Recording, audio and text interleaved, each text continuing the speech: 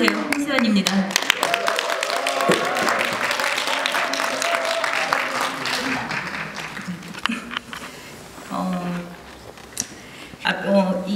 제가 하려는 내용은요, 지금 거의 다 아시는 내용이고, 그래서 이게 학생들도 써머리가 중요합니다. 요약 정리. 왜 우리가 지금 어디에 와 있고 지금 시점을 돌아보는 개념에서 한번 정리를 해보는 시간을 갖도록 하겠습니다. 자유주의 수호. 제가 2003년도에 처음 우파운동을 시작했던 것 같습니다. 그때 대한민국 대통령이 이런 말씀하셨죠. 국가보안법은 유물이다. 박물관에 가야 한다. 네, 2003년도에 그런 말씀하셨는데 저는 그냥 상식적으로 이해가 되지 않았습니다. 왜? 아직 적화를 하겠다는 의지를 꺾은 것도 아니고, 그렇다고 핵무기가 개발이 되네 안 되네 그러면서 핵무기도 만들고 있는 것 같고, 그런데 갑자기 국가보안법을 왜 없앤다는 것인지 정말 이해를 할 수가 없었습니다. 그래서 이렇게 저뿐만 아니죠. 많은 걸 경험하시고 인생에 연륜이 있으신 어르신들이 다 뛰어나왔습니다. 그리고 굉장히 자유주의 수호를 해야 된다, 대한민국을 지켜야 된다, 이렇게 이야기를 했어요. 그랬는데 이제 자유주의라는 것이 다양성을 존중해줘야 된다. 다양성을 존중했는데 어느 정도 다양성을 존중? 모 정치인이 강화문에서 김일성 만세를 부를 수 있을 정도의 다양성을 해야 된다. 이런 표현을 쓰는 거예요. 중도성. 그리고 또 저 다양성을 동의하지 않으면 무식한 사람으로 얘기를 하고 극우로 얘기를 했습니다. 그리고 저 다양성을 존중하는 사람이 맞다고 하면서 범보수를 하면 된다고, 그래서 중도 실용주의를 하면 된다고, 그렇게 해서 우리가 지난 정권 10년 동안도 살았던 것 같습니다. 그런데 이제는 전체주의, 사회주의로 가고 있습니다. 지금 우리는 그쪽을 향해서 달려가요. 왜? 우리의 가치를 이야기하면, 우리의 논리를 이야기하면 어떻게 해요? 우리는 극우 세력이 되고 우리는 잘못된 세력이 되는 거예요. 자, 이분법이고 굉장히 평양돼 있죠. 민주화, 산업화, 공기업, 사기업.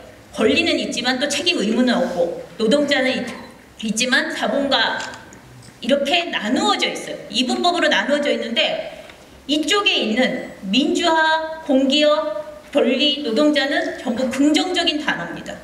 학생들 머릿속에 그렇게 돼 있어요. 그리고 산업화, 사기업, 이거는 전부 부정적인 단어예요. 자, 이렇게 양쪽으로 나누어져서 모든 현대사회의 문제는 산업화 때문에 일어났다 그래요. 산업화로 인한 인간소외, 동의하십니까? 원시사회에는 인간소외가 없었을 것 같습니까? 그렇지 않죠. 그 산업화 때문에 이런 문제들이 다 생겼다 그러고, 공기업은 다 좋은 거예요. 그런데 이 공기업이 다 좋다는 거에 저는 반발을 하고 싶습니다. 왜 그러냐? 공기업이 다 좋고 사기업은 안 좋다? 개인의 사적 자산을 하면은 그건 나쁘다? 부정적이다? 그렇지 않습니다. 국가가 권력도 갖고 있고 돈도 갖고 있으면 그것이 독재입니다. 안 그렇습니까? 맞습니다. 진정한 자유주의 가치를 읽다면 노동자 권익 보호돼야 되는 거 맞습니다. 누가 노동자 권익 보호하지 말라고 했습니까?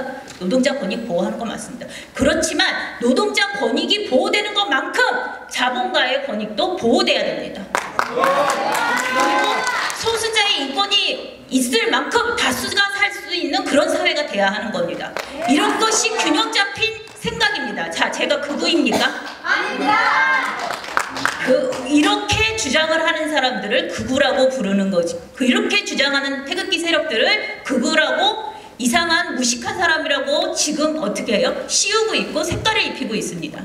이것은 제가 봤을 때 굉장히 평양적이고 굉장히 이념지향적이고 굉장히 잘못된 방향으로 가고 있는 것입니다. 그런데 이런 자유주의가 지켜지고 이런 균형 잡히고 합리적인 자유주의 체제가 잡히는 것이 과연 우파 가치 시민 운동만으로 가능할까? 저는 불가능하다고 봅니다. 가능할 수가 없습니다. 왜? 지금까지 우리는 모르는 사이에 많은 입법이 돼 있는데 사회주의 악법으로 계속 입법이 가고 있어요. 사회주의 악법은 우리가 막을 수 있는 게 아니에요. 누가 막아주셔야 됩니까? 국회의원이 막아주셔야 됩니다. 저는 오늘 이 자리에서 정말 진심을 다해서 김진태 의원님께 감사하다고 말씀드리고 싶습니다.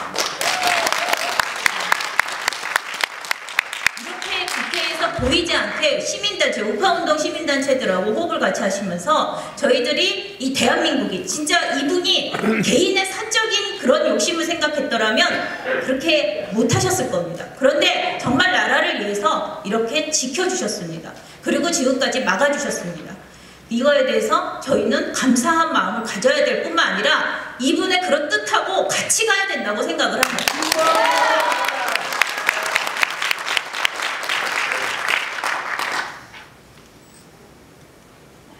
자, 우파 가치 정당이 반드시 있어야지 우리는 이 자유주의 대한민국을 이제는 수호가 아니라 쟁취를 할 수 있는 겁니다. 다시 가져올 수 있는 겁니다. 이 한반도에 자유민주주의 시장 경제가 제대로 설 수 있는 거예요. 북한이 무슨 체제를 유지하기 위해서 핵을 만들었다고요? 그 체제 유지해서 어디다 쓸 건데요? 그 체제 뭐하러 유지합니까? 그렇게 인민들 굶겨주기는 체제 유지할 이유가 있습니까? 없습니다. 정말 없습니다. 자, 그러면은 시민단체와 우파가치정당이 같이 나와줘서 이 모든 상황을 갖다 바꿔나가고 올바른 우파가치로 한 번이라도 정치권에서 얘기를 했다면 제가 이렇게 또 속상하지가 않을 것 같습니다. 제대로 얘기한 적이 없습니다. 우리도 제대로 얘기하는 우파가치정당을 가져야 되지 않겠습니까? 정치권 상황은 이렇습니다. 자, 더불어민주당 솔직히 민주노총이 있긴 세죠. 민주노총이 얘기하면 다 들어줍니다. 제가 봤을 때 그렇습니다. 근거도 될 수 있습니다. 자, 그러면 자유한국당은 어떤가?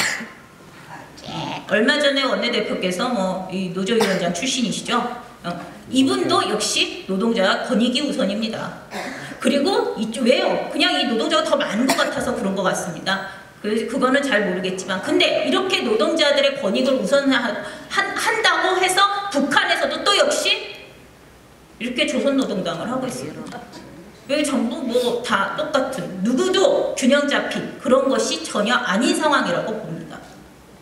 그리고 조선노동당 같은 경우에는 노동자를 위한 정당도 아니지 않습니까? 무슨 조선노동당이 노동자를 위한 정당입니까? 거짓말이지. 맞습니다. 자, 지금 원내 정당 상황을 살펴보면은 지금 저는 이렇게 분별했습니다. 그나마 자유한국당도 보니까 네티즌들은 더불어한국당이라고 하더군요. 자, 이렇게 되어 있으면은 우리는 그러면 우리 자유주의 가치는 제도권에 하나도 없게 되는 것입니다. 그러면 이것이 과연 대한민국이 지켜질까요? 절대로 지켜지지 않습니다. 없는 거 맞습니다.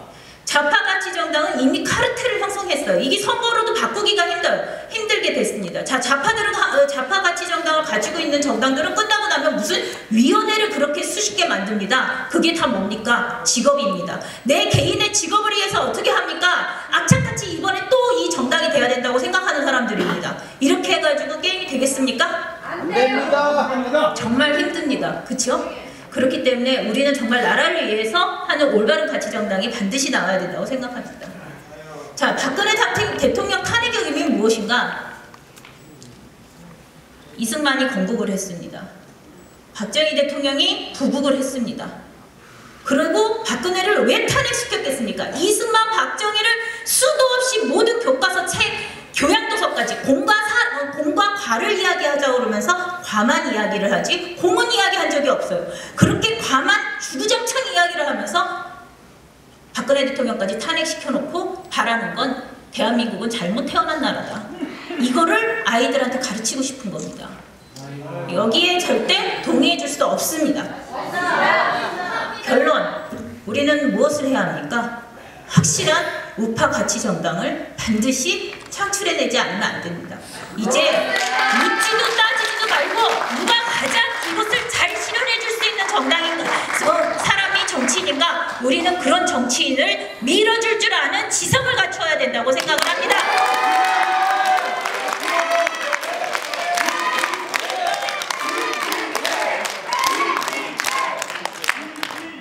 오늘 이렇게 저희 우파 시민활동가들 그동안 항상 한국당의 당론으로 정해진 것이 별로 없습니다. 학생인권 조례나 그런 것이요. 너무 속상합니다. 한국당 또 의원님들한테 한 명 한 명 찾아가서 울고불고 매달려야지 되는 일입니다. 이렇게 돼서는 절대로 앞으로 대한민국 희망과 미래가 없습니다. 저는 대한민국 희망과 미래를 갖고 싶습니다.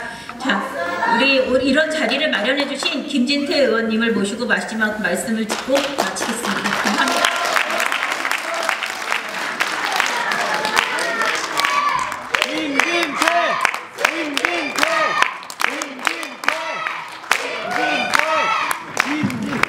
자, 여기는 김진태 짱이야 외치는 자리가 아니고 오늘은 좀 힘을 아꼈다가 오늘은 이제 공부 열심히 하고 다음 주에 그럴 기회가 있다랬죠? 네. 어떻게 공부 많이 하셨습니까?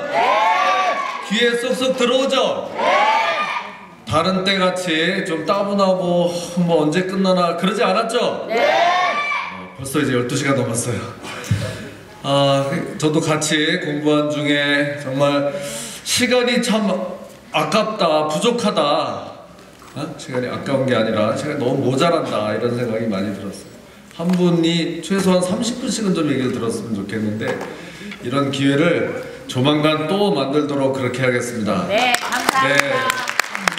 그 중에서도 이렇게 정말 좀 생각나는 게 그 아까 이해란 박사님 얘기한 식용유.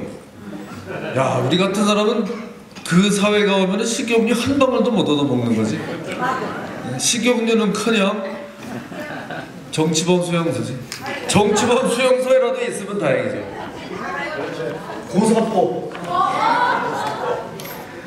또 우리 이덕기 선배님 2부라고 멋진 개명을 하셨는데 운명과 숙명. 그래서 또 운명은 너무 비관적이어서 숙명은 조금 나을 줄 알았더니 짱돌이 뒤에서 날아오네요. 앞에서 날아오는 것도 피하고 뒤에서 날아오는 것도 피해서 우리가 바위돌을 들어가지고 제대로 응징을 해야 되지 않겠습니까? 네. 그게 또 하나의 우리의 숙명이라고 생각을 합니다.